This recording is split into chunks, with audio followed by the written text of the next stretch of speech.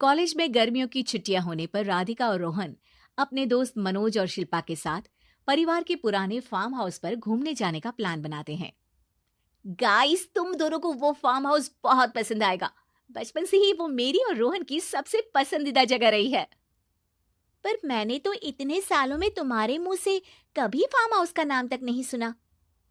बचपन में farm house जाते थे, लेकिन फिर अचानक सबने वहां जाना बंद कर दिया और वजह कभी किसी ने बताई नहीं। पर अब हम चारों मिलकर वहां धमाल करेंगे।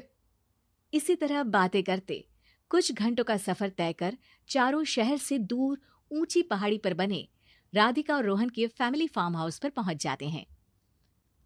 वाह यार, ये तो बड़ा ही सुंदर है।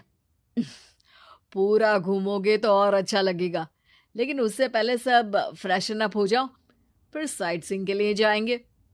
राधिका और रोहन अपने अपने कमरे में चले जाते हैं, लेकिन मनोज और शिल्पा घर में घूमने लगते हैं, जहां शिल्पा की टक्कर हॉल के बीचों बीच रखी एक पुरानी लकड़ी की कुर्सी से होती है। आह, लग गई रे माता, इस कुर्सी को बीच में किसने रखा हुआ है? अरे तेरे स्वागत के लिए भूत ने रखा होगा। ओए, तुझे बहुत हंसी आ रही है। जब खुद टकराएगा तो पता चलेगा। हाँ हाँ ठीक है, पर अभी तो इसे साइड में रख दे। शिल्पा कुर्सी को एक कोने में रख देती है और वो दोनों भी अपने कमरे में चले जाते हैं, जिसकी थोड़ी देर बाद चारों बाहर घूमने निकल जाते हैं। इसी तरह रात हो जाती है। फार्म हाउस में वापस आकर वे लोग सीधा सोने चले जाते हैं। आधी रात को मनोज की नींद खुलती है। बड़ी तेज प्यास लगी है, पानी साथ लेकर सोना चाहिए था। हाँ, अब रसोई तक जाना पड़ेगा। मनोज आंखें मलते हुए कमरे से हॉल में आता है और अचानक रास्ते में रखी कुर्सी से टकराकर जमीन पर गिर जाता है। अरे मर गया रे दादा। शिल्पा सही बोल रही थी, बड़ी तेज लगती है ये कुर्सी तो, पर इसे दोबारा बीच में किसने रखा? मनोज एक बार फिर उस लकड़ी की कुर्सी को कोने में रख पानी पीकर कमरे में चला जाता है। अगली सुबह जैसे ही चारों की नींद खुलती है तो उन्हें अपने बेड के पास साइड टेबल पर चाय का कप रखा मिलता है, जिसे देख वो खुशी खुशी चाय पीकर तैयार होकर कुछ देर बाद हॉल में मिलते हैं। थैंक यू यार राधिका, मुझे नहीं पता था कि तू इतनी अच्छी चाय बनाती है। वैसे मुझे उस बेड टी की बहुत जरूरत थी। ये और चाय, अरे इसे तो पानी तक उबालना नहीं आता। मतलब तूने हमारे लिए चाय बनाई क्या दोस्त? अरे चल पागल है क्या, इतना भी प्यार नहीं है मुझे कि तुम्हारे लिए बेड टी बनाऊं। चाय पर ये चर्चा करते हुए मनोज जैसे ही पीछे मुड़ता है तो एक बार फिर लकड़ी की पुरानी कुर्सी से टकराकर उस पर गिर जाता है। हाय रब्बा, अरे चाय छोड़ो, पहले ये बताओ कि इसे बार बार बीच में कौन रखता है? कल रात ही मैंने इसे साइड किया था। तुम पहले ये बताओ कि चाय किसने बनाई थी? सबकी बातों को कुछ देर ध्यान से सुनने के बाद राधिका हैरानी से कुर्सी की तरफ देखने लगती है। भूत दीदी।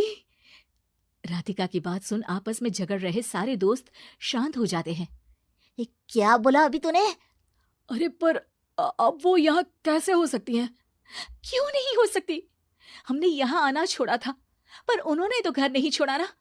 और याद करो, ऐसे बेड के पास कप रखना और कुर्सी को कमरे के बीच में रखना, ये सब वही तो करती थी।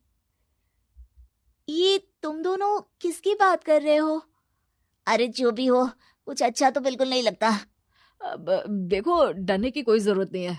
वो सालों से इस घर में रहने वाली भूत दीदी है। वो बचपन से ही हमारे यहाँ आने पर एक बड़ी बहन की तरह हम दोनों का ख्याल रखती हैं। ओए, पगला गया है क्या? शिल्पा, मुझे यहाँ नहीं रहना, तू भी मेरे साथ ही चल। ये दोनों तो पागल हो गए हैं। जहां मनोज डर से वापस जाने की बात कर रहा होता है, वहीं शिल्पा अपने फोन में बिजी होती है।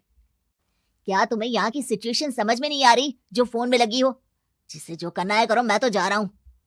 मनोज हड़बड़ाहट में अपने कमरे की तरफ जाता है, जिसके साथ राधिका और मोहन भी उसे रोकने के लिए पीछे पीछे जाते हैं, लेकिन शिल्पा वो तो अभी भी फोन में लगी रहती है।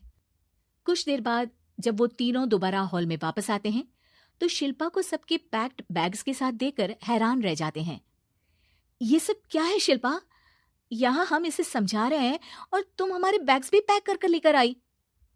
अरे आखिर में फोन से बाहर निकलकर कुछ किया तो सही इसने।